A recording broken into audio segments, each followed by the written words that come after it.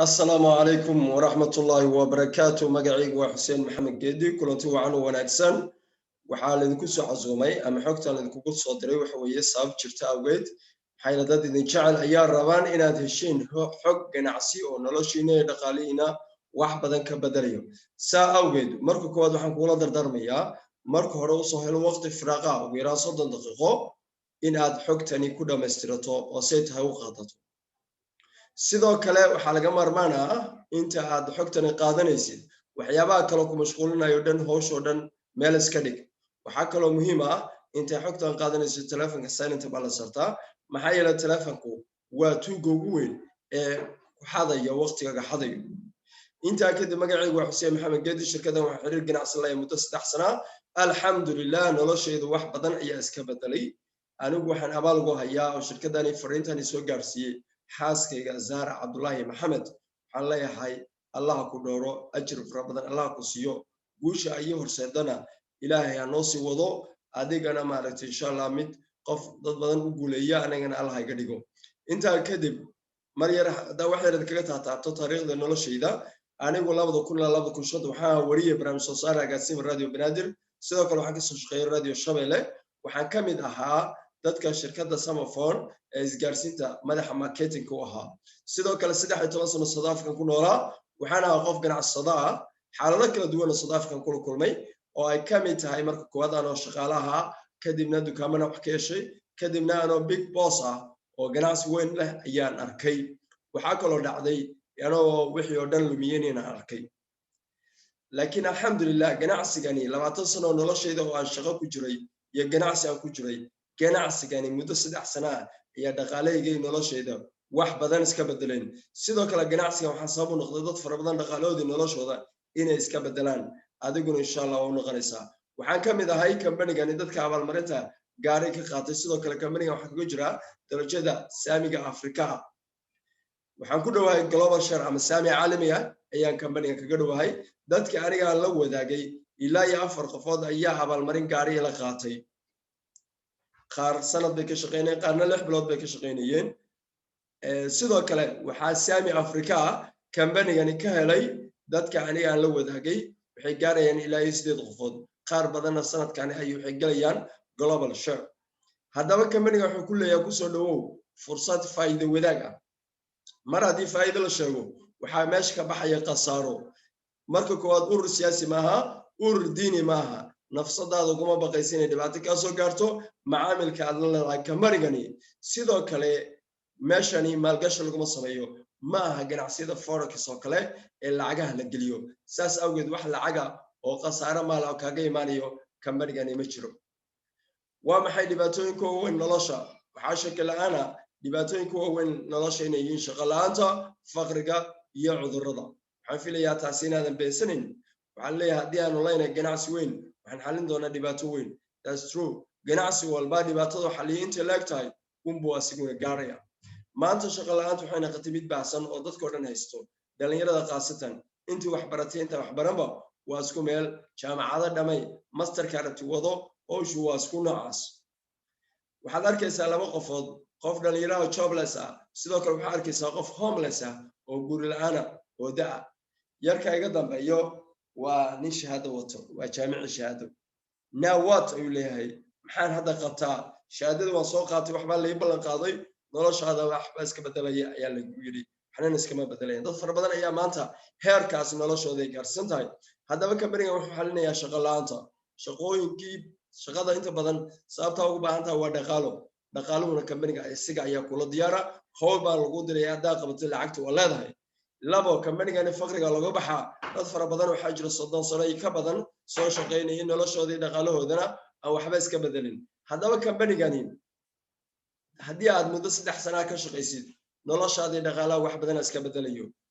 waxaan ka mid ahaa dadka kaararka kambaniga ku leh sidoo kale dadka aan la wadaagana kaarar bay ku leeyihiin haddaba sidoo kale kambanigani waxa uu xalliyaa cudurrada ka mid tahay dhiigkarka sokorta iyo gaaska cudurradaas ayuu xalliyaa oo kambaniga wuxuu soo saaray product tayo leh oo dhanka caafimaadka u wanaagsan ayuu kambaniga soo saaray okay waa maxay higsiga noloshaada halkee ka gaari kartaa muddo 3 sano ah ayaa lagu leeyahay haddaba qof walba nool higsi buu leeyahay riyo ayuu leeyahay laakiin riyada qaarna way rumoweysaa dadka qaar u rumowdaa qaarna way rumoweysaa haddaba kambanigani riyooyinka ku rumeynaya waxaa ka mid ah inaad gaartid waqti xorriyadeed iyo dhaqaale xorriyadeed adigoo ilmaha gala jooga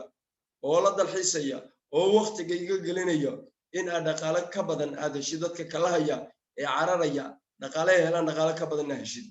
anigu haddaba kambanigani sababaha aan ugu faa'iido waxaa ka mid ah hadda reerkayga la jooga waa soo guuray 13 sano South Africa ku noolaa lacagtaan ka raadiyay waa ka soo guuray Soomaaliya ka helaa ilmahayga waan tarbiyaysanayaa xaaskayga farxadeeda waalidka ducadiisa haystaa Soomaaliya wadankayga waan jeclahay ayaan ku noolahay kambanigan ayaan ii suurtageliyay riidaasna iga rumeeyay sidoo kale kambaniga wuxuu dhibaa abaalmarin gawaari ayuu dhibaa qofka la shaqeeyo shaqo fiican qabto wuxuu leeyahay lugays uma qalantide kaale gaarigan wado anigu waxaan ka mid ahaa dadka abaalmarinta gaariga qaatay ayaan ka mid ahay sidoo kale kambanigani xiriir ganacsi oo caalami ah ayaa laga helaa anigu maanta waxaan ku leeyahay xiriir ganacsi ilaa Yurub ilaa Canada ilaa Mareykanka ilaa Afrika ilaa Asia ee xiriir ganacsi la leeyahay sidoo kale kambanigan wuxuu bixiyaa dalxiis ayuu bixiyaa haddaan dalxiis aadan doonayna xaj buu ku siinay aniga xaaskayga waa soo dalxiisnay alxamdulillah sidoo kale kambanigani gacanta sare inaan dhaqatid oo dad fara badan oo masaakiin ah caawisid ayuu ku suurtagelinaya haddaba kambaniga noocaasa qorsho ayuu ku wadaa marka hore aan kambaniga barano kambaniga waxaa la yidhahdaa Tianis ayaa la yidhahdaa kambanigani wuxuu laga abuuray ama xaruntiisa dhexe Tianjin China ayaa xaruntiisa dhexe muuqaalka arkaysan waa satellite image muuqaal xagga hawada laga qaaday waxaa arkaysaa headquarterkii xaruntii waa kaasa sidoo kale warshado leeyahay beero leeyahay hoteelo leeyahay wuxuu kaloo leeyahay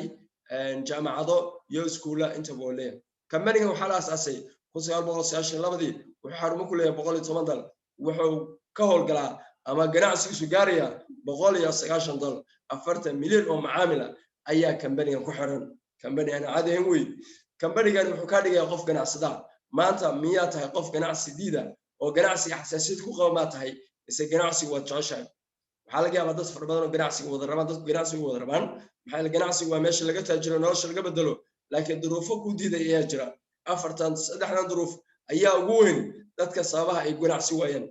midda koowaad waxa weeye qofka ganacsada wuxuu u baahan yahay alaab ama badeeco ayuu gado ayuu u baahan yahay badeecaduna lacag bay u baahan tahay saas awgeed dad fara badan fursadda ganacsiga ma heli karaan laakiin kambanigani waa kuu suurtageliyo waa kuu fudeeyey maxaa yeelay kambanigani asiga ayaa alaabtii keenay lacag alaab aad gelinayso oo meel kaaga fadhinaysa ma jirto alaabkaa maxaa yeelay expire kaa naqanaysa ma laha wax dab kaa qaaday wax tub kaa qaadaya ma laha intaasba safe baa ka tahay sidoo kale kambanigani goobtii lagu gadi lahaa kira ma bixinaysid koronto ma bixinaysid waardiye ma bixinaysid asiga ayaa diyaariyay goobihii sidoo kale kambanigani dadka ganacsatada waxaa la gooyo hoos u dhiga oo xoogoodii enerjigooda waqtigooda baabi'iya waxaa ka mid ah qiimaha ama beeca tusaale kale haddaad telefoon ka ganacsato 170 ka soo bixisay 160 aad ku gato haddaba $10 ayaa sugaysanaa faa'iido jumlada haddii lagu yiraahdo 170 10 kale inaad ku darta ayay noqonaysaa 10 ka faa'iido aawe intee ka baxday dad fara badan ayaa u khasaara sidoo kale haddii aad alaabta soo gato qiimo ka hoos iyaga noqonaysa 150 ma ka soo bixisay 140 ayuu noqday waxaa ku qasbantaa 140 inaad gato suuqa ayaa ku qasbantahay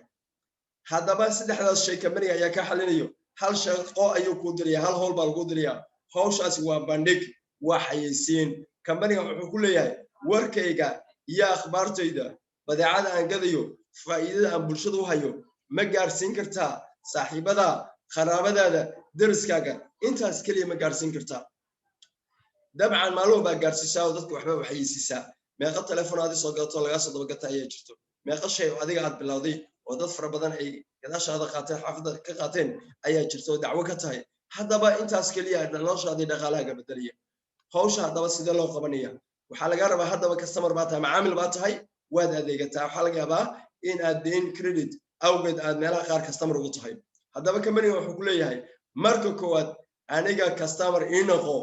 markaa ii noqotidna laba customer igu soo xir labadii customerna min laba customer igu soo xirayaan customerka gadaashaada ka dhashay oo adiga jirida tahay iyagana laami iyo farac ay yihiin haddaba iib walba sameeyeen faa'iidada dhinaca ka qaadanaysa that is amazing caadi ma aha haddaba maxaa sameynaysaa afar talaabo fudud baa laga rabaa talaabtaasi fudud waxa weeye marka hore inaad isdiiwaangelisid isdiiwaangelinta iskuulada la iska diiwaangeliyaa jaamacadaha la iska diiwaangeliyaa dugsiga quraanka xataa fadhiisis ayaa la dhiibaa soo sidaa maaha haddaba waa intaa kaliya koonto ganacsi ayaa yeelanaysaa xafiis xoro ku shaqaysa baa lagu siinayaa tababare ganacsi oo bilaashana waa leedahayo aqoon ku ganacsato lacag ku samaysid ayaa lagu barayaa adigoon lacag dhiibin haddaba intaasoo dhan waxa kaa galayo kambanigan diiwaangelinta waxa weeye wax la sheegi kara maaha adigan mustaqbalkii nolosha raadinayo waxa hadda aan ku dhihi karo waa u qalmaan maaha waa $30 oo hal mar keliya noloshaada aad isku diiwaangelisay that is very small price waa qiimo aad iyo aad u yar okay labo waxaa bilaabaysaa inaad alaab ka gadato kambaniga ayaa la rabaa inaad ka dukaamaysto hadda waa dukaamaysta waxbaa gadataa kambaniga wax ka gada ayaa lagu leeyahay saddex kambaniga alaabta aad gadatay faa'iidadeedii bulshada la wadaag ayaa lagu leeyahay khadkaa samayn kartaa wadajir baa samayn kartaa afar bara la wadaagidda dadka sida dadka loola wadaago ama dadka macaamilka loo dhiso waa customer care aqoon bay u baahan tahay adigana waa baranaysaa macaamilkaagii aad ku soo biirisana waad baraysaa hadduu alla idmo haddaba kambani walba ama meel walba oo wax laga ganacsado waxaa shaki ku jira in laisku qiimeeyo qof walba wax uu iibsado intay dhan tahay customerka $1 bishii ka dukaamaysto iyo $50 bishii ka dukaamaysto ma isku qiimaha dukaan iskaga qiiman yihiin ama iskaga mid yihiin miyaa jirta maya haddaba halkan waa sidaas oo kale kambanigan 3 kaar buu leeyahay bronze silver gold maxay kala yihiin bronze waa maar waa taqaanaan macnaha waxa weeye $110 alaaba kambaniga markaa ka dukaamaysid oo ka gadatid wuxuu ku ogol yahay marka adiga wax gadaysid 10% macaamilka la wadaagtay markay wax gadayaana 9% ay ku leedahay sidoo kale